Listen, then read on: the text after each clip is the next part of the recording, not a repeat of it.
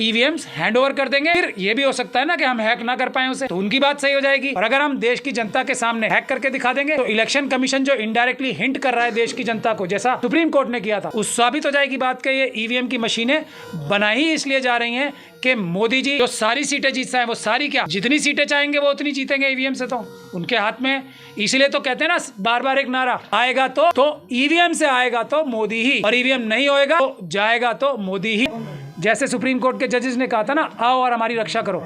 Election commission गुहार लगा रही है, आओ हमारी रक्षा करो देश की जनता से।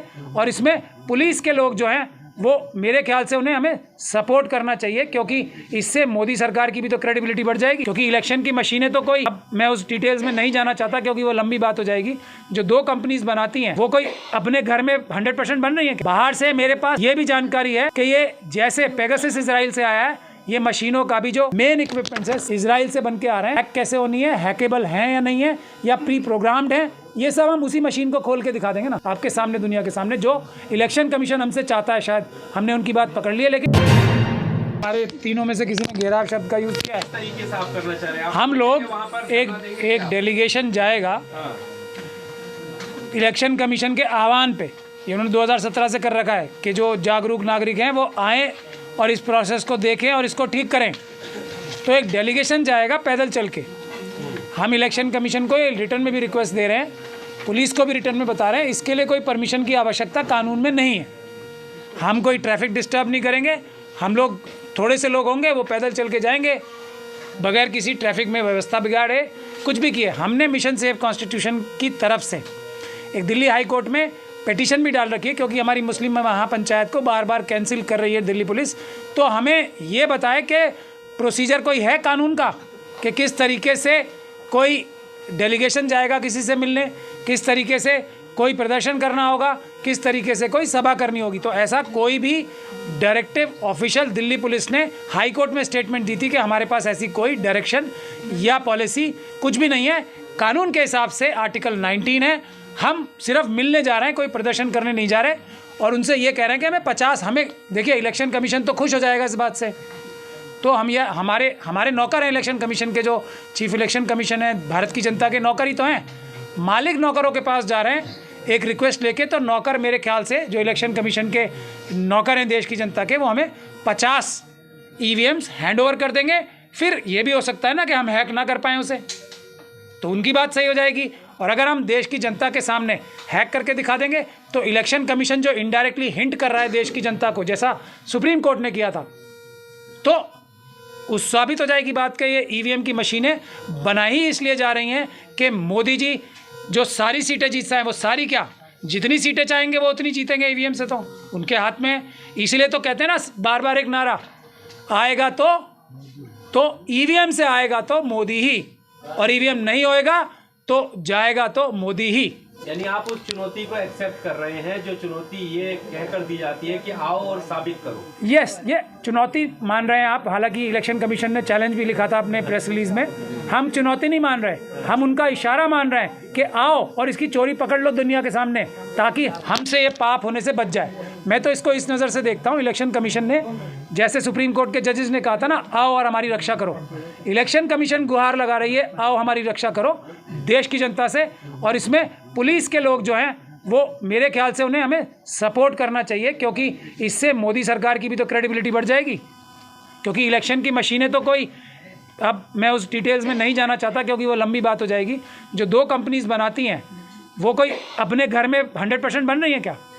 बाहर से मेरे पास ये भी जानकारी है कि ये जैसे पेगासस इजराइल से आया है, ये मशीनों का भी जो मेन इक्विपमेंट्स है सब इजराइल से बन के आ रहे हैं। हैक कैसे होनी है, हैकेबल हैं या नहीं है, या प्री प्रोग्राम्ड है, ये सब हम उसी मशीन को खोल के दिखा देंगे ना आपके सामने, दुनिया के सामने। जो इलेक्शन कमीशन हमसे चाहता है, शायद हमने उनकी बात पकड़ ली है, लेकिन देश की जनता को अब सड़कों पे आना पड़ेगा। जो पॉलिटिकल पार्टीज़ हैं, हो सकता है वो इस बात से थोड़ा सा गुरेज कर रही हूँ कि ये इल्ज़ाम लगेंगे कि आप इलेक्शन लड़ते ही क्यों, मगर जब देश की जनता उनसे आह्वान कर रही है, हर एक देशभक्त व्यक्ति से, हर एक इंसाफ पसंद व्यक्ति से, हर एक संविधान के मानने वाले व्यक्ति से हम गुजारिश कर रहे हैं कि देश की जनता, तो पॉलिटिकल पार्टीज़ भी हैं ना, उनके लीडर्स भी हैं, वो सब आएँ। ये भानु जी ने भी बताया, कपिल जी ने बताया, हमारी लड़ाई नहीं है, हमें थोड़ी मंत्री ने वो बनना है और प्राइम मिनिस्टर। तो इंडिया गठबंधन तो सर टूट गया आज। फिर आप इंडिया गठबंधन पे आ गए।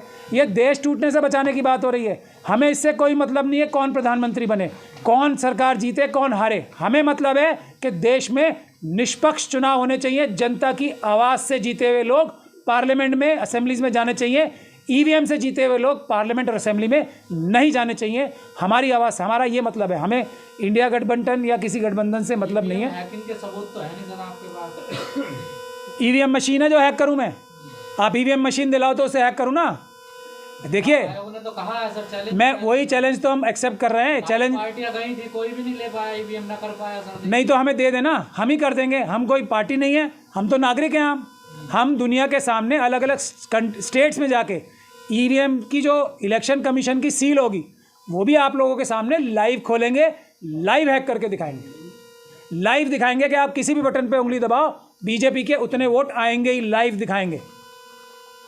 ये हम कह रहे हैं आप लोगों से। लोग तो कहते हैं सर 14 से पहले ईवीएम नहीं थी क्या? थी, कांग्रेस के टाइम पे भी ईवीएम थी, बिल्कुल थी। कांग्रेस के अंदर आरएसएस के बहुत सारे लोग थे, मैं नाम आज नहीं लेना चाह रहा क्योंकि विषय भटक जाएगा, जिन्होंने मोदी के साथ साठगांठ करके मोदी साहब को जिताया। 2014 में भी ईवीएम के माध्यम से जिताया, वरना इतनी सीटें नहीं आने वाली थी। तो कांग्रेस के अंदर भी आरएसएस के लोग थे। बहुत सारे लोग तो अब छोड़ के जा भी रहे हैं।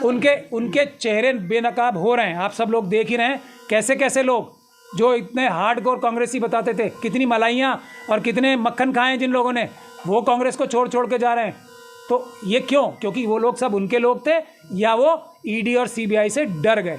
सर एक आम सा सवाल है कि जो मुख्य पार्टियां, विपक्षी पार्टियां हैं जिनको सीधे तौर पर नुकसान ईवीएम से हो रहा है, जब वो चुनाव जीतती हैं या रिजल्ट आता है जब उनके फेवर में नहीं जाता, तभी ये सवाल उठता है। और वो खुले तौर पर ईवीएम के खिलाफ लड़ाई क्यों नहीं लड़ी?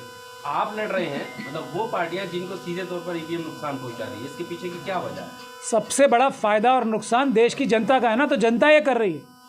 पॉलिटिकल पार्टीज को अगर कोई बेवकूफ़ बना देता है कुछ टाइम के लिए जिता के, क्योंकि लोकसभा चुनाव जीतना बहुत इंपॉर्टेंट है उनके लिए, या 20 से 25% तक ही हैक कर रहे हैं अभी वो, तो ये उनके हाथ में है ना कि वो एक भ्रम भी तो बनाना चाहते हैं जिता के कि हम हर चुनाव नहीं जीत रहे। ये सब जो तरह के जो इन्होंने सिस्टम निकाल रखे हैं ना जनता को धोखा देने के लिए, कि ये कभी किसी के नाम पे, कभी किसी के नाम पे, हमने अब जैसे बहुत सारी चीज़ें करते हैं, जो बहुत सारी ऐसी चीज़ें होती हैं जो कि इलेक्शन लॉ में अपने आप में अपराध है, पर वो करते हैं, पर इलेक्शन उससे नहीं जीतते हैं। वो इलेक्शन बुनियादी तौर पे ईवीएम से जीतते हैं। उसकी सबसे बड़ा सबूत यह है, मोदी जी ने अपने सारे बड़े बड़े लीडर्स को दरवाज़ा दिखा दिया। किसी की ज़रूरत नहीं है मोदी जी को।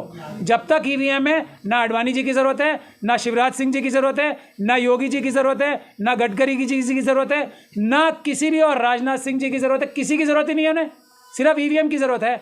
इसलिए सबको दरवाज़ा दिखा रहे हैं। ये वसुंधरा राजे सिंधिया साहिबा को दरवाज़ा दिखाया। आप किस को आडवाणी जी को, मुरली मनोहर जोशी जी को किस तरीके से बेइज्जती कर रहे हैं, क्योंकि ज़रूरत ही नहीं है। ईवीएम है तो वो खुद हैं, वो जीतेंगे। लेकिन आप ये लड़ाई जो है हर बार लड़ते हैं, मतलब ईवीएम का मुद्दा उछलता है चुनाव के पहले बाद में, लेकिन इस बार क्या अलग है? आप अलग क्या कर रहे हैं उसमें? देखिए, हम लोग क्योंकि भारत के नागरिक हैं, हमारी जिम्मेदारी है संविधान बचाने के लिए। भानु जी, दूसरे लोग, हम सब लोग लड़ रहे हैं कितने दिनों से, तो हम अपनी कोशिश बंद कर दें। यही हो सकता है ना कि हम लोग भी कोशिश बंद कर दें, या फिर हो सकता है कि अब जनता जाग जाए और अगर सड़कों पे जनता आ जाएगी तो ईवीएम से नहीं, पेपर बैलेट से ही चुनाव होंगे। हम तो कोशिश कर रहे हैं, बाकी फल ना फल, क्या फ़ायदा होगा नुकसान होगा, देश की जनता के हवाले। जब सुप्रीम कोर्ट ने छोड़ा है, इलेक्शन कमीशन बार बार हिंट कर रहा है, हम पे दबाव है। जो अभी आर्मी के चीफ थे उन्होंने बताया कि इतना बड़ा धोखा देश के साथ कर दिया इस सरकार ने, अभी रिटायर हुए हैं। तो ये सब लोग बोल रहे हैं, हम लोग भी कोशिश कर रहे हैं। जनता जुड़ गई, हम लोग अपनी जान हथेली पे लेके, हम पुलिस पता है हमें गोली भी मार सकती है, 5 तारीख को और 6 तारीख को हमें गोली भी मार सकती है। अभी आप सब लोगों ने देखा स्पेशल स्टाफ वाले आए थे यहाँ पे। तो ये सब क्यों आ रहे हैं? पेपर से चुनाव हो जाएगा तो कौन सा हंगामा हो जाएगा, किसका नुकसान हो जाएगा? पेपर से हमारी जान भी, मैं आपको ये कह रहा हूँ, हमारी जान भी जा सकती है, हमें जेल भी भेजा जा सकता है। फिर भी हम डेमोक्रेसी बचाने के लिए, संविधान बचाने के लिए, अपनी सब तीनों भाई और बहुत सारे हमारे भाई बहनें अपनी जान हथेली पे लेके आगे आना है, तो जनता को भी आना चाहिए। सर, पेपर से जो चुनाव होता था तो वो भी जो है चोरी कर लिया जाता था, क्या गारंटी है कि वो नहीं चोरी होगा? कोई चीज़ की गारंटी नहीं है पेपर बैलेट से भी, मैं बोल रहा हूँ, बिल्कुल सच बात है ये। लेकिन पेपर से आपके पास नज़र आने वाले सबूत हैं। इतनी बड़ी धांधली पेपर बैलेट में कभी नहीं हो सकती, हो ही नहीं सकती, क्योंकि वो एक एक पेपर बैलेट जब चुराया जाएगा उसके काउंटर फॉइल्स होते हैं, उसके सब सबूत होते हैं कि ये नकली है या असली है। इसमें तो कुछ करना ही नहीं है ना किसी को, ये तो नज़र ही नहीं आ रहा ना मेरा वोट कहाँ है, वो तो मेरे हाथ में होता है ना मेरा वोट। जब काउंटिंग होगी तो मेरे हाथ में होगा, मेरे इलेक्शन एजेंट के पास होगा, वो हाथ में है, ये तो मशीन के अंदर है। और मशीन के अंदर की गारंटी सिर्फ एक है, क्योंकि मोदी जी कह रहे हैं इसमें कोई गड़बड़ नहीं होती, तो मान लो आप। अब मोदी जी की अगर एक देखिए एक चीज़ और है, हम अपना सब विड्रॉ कर लेंगे सारा आंदोलन। मोदी जी की 56 इंच की छाती नाप के दिखा दो, अगर 56 इंच की छाती है तो वो सच्चे हैं, अगर नहीं है तो वो झूठे हैं। अगर 56 इंच की छाती नहीं है तो हर चीज़ झूठ है, खास तौर पे ईवीएम तो झूठी है। एक ही गारंटी है ना उसकी कि हम कह रहे हैं, इसलिए मान लो कि सच है ये, ऐसे कैसे मान लें।